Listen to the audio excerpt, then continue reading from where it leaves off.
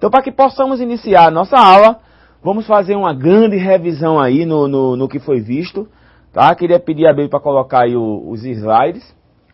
Saúde ocupacional, aula 8, aula de revisão. Para que a gente possa começar, vamos relembrar aquelas velhas e antigas definições básicas que nós vimos no início da aula, tá? Quais seriam elas? A doença profissional é aquela doença, ou seja, a entidade mórbida produzida ou desencadeada pelo exercício de trabalho peculiar a determinada atividade. Essa palavra peculiar, ela vem de particular, ou seja, pertencente só àquela doença, tá? Então, é a entidade mórbida produzida ou desencadeada pelo exercício do trabalho peculiar a determinada atividade. Aí você tem como exemplo o saturnismo em profissionais que trabalham com chumbo. Só lembrando, nós não vimos, só citamos ele, o saturnismo é uma doença profissional causada pela exposição ao chumbo metálico ou chumbo tetraetila. O pessoal que trabalha em destilação, em beneficiamento de chumbo, em fábricas de baterias e pilhas, que hoje não está se usando mais o chumbo como matéria-prima, está se usando outro tipo de metal para se fazer as placas que vão produzir energia, né, na bateria e nas pilhas. Então, por conta justamente das consequências que tem a exposição do chumbo, hoje nas indústrias não está se usando muito a questão do chumbo como matéria-prima. Então a doença profissional ela é particular de uma determinada profissão, tá? Função, o exemplo também, a lerdorte, né? Lesões por esforços repetitivos causadas em bancários ou em digitadores, que foi visto também em uma das aulas a questão da ergonomia e a questão da lerdorte.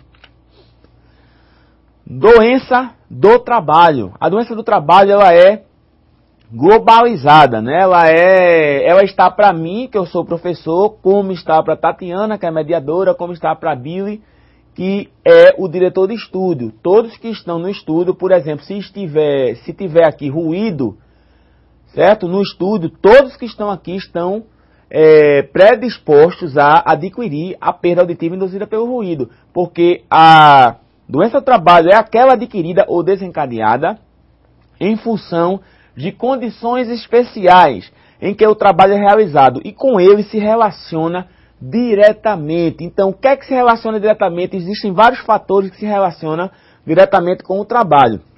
Mas o ambiente, um trabalho, ele não pode ser desenvolvido sem que esteja inserido em um determinado ambiente. Uma sala, um galpão, tá? Ou qualquer outra estrutura que esteja amparando aquele trabalho, certo? Se você for a céu aberto, você tem lá o céu aberto.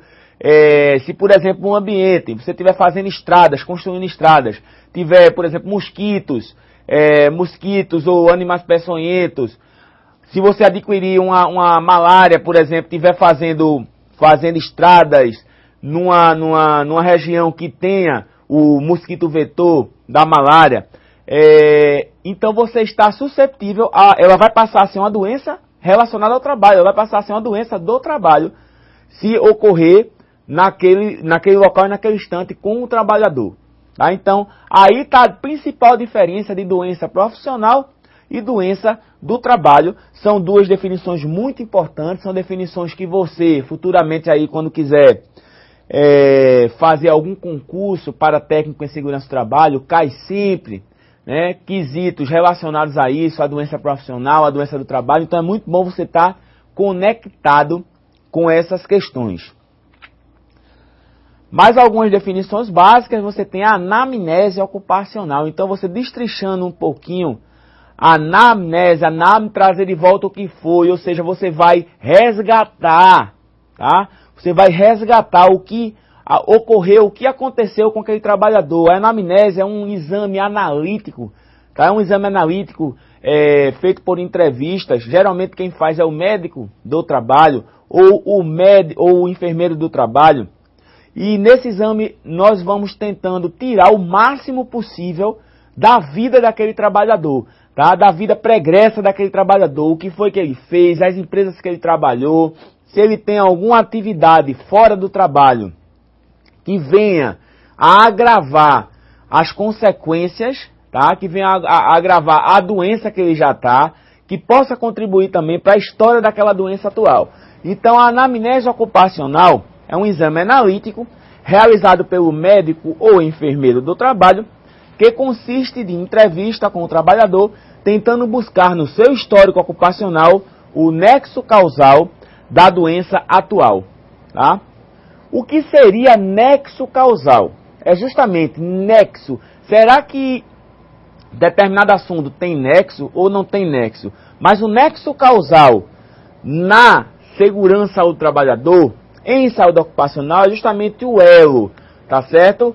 Você imagina uma corrente ela é unida por elos.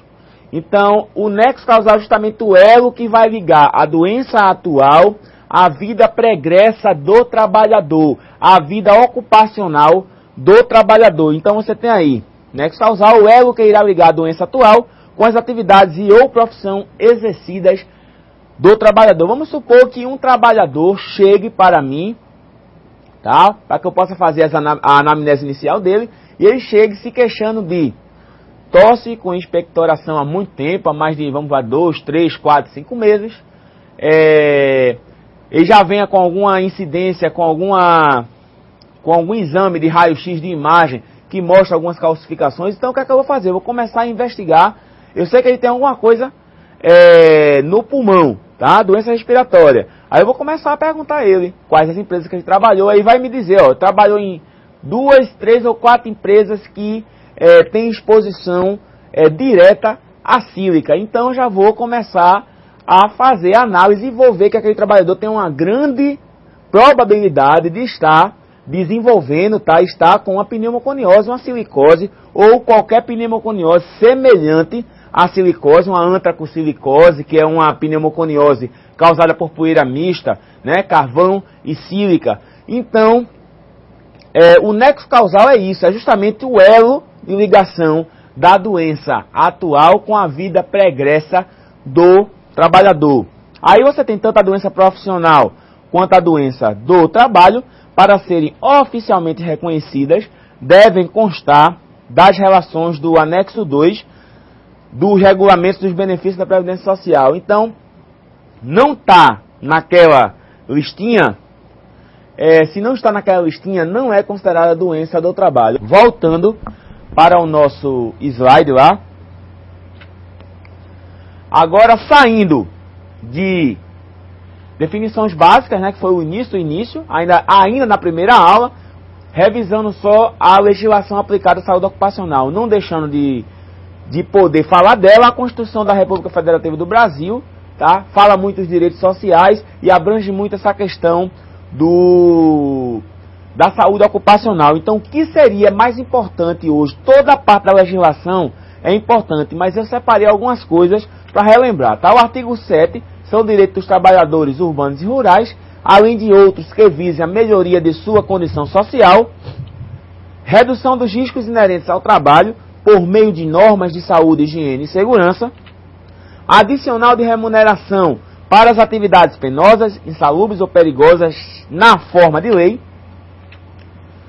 O artigo 10, até que seja promulgada a lei complementar que se refere ao artigo 7, fica vedada a dispensa arbitrária ou sem justa causa do empregado eleito para o cargo de direção de comissões internas de prevenção de acidentes, desde registro de sua candidatura até um ano, aí vencipa novamente, né?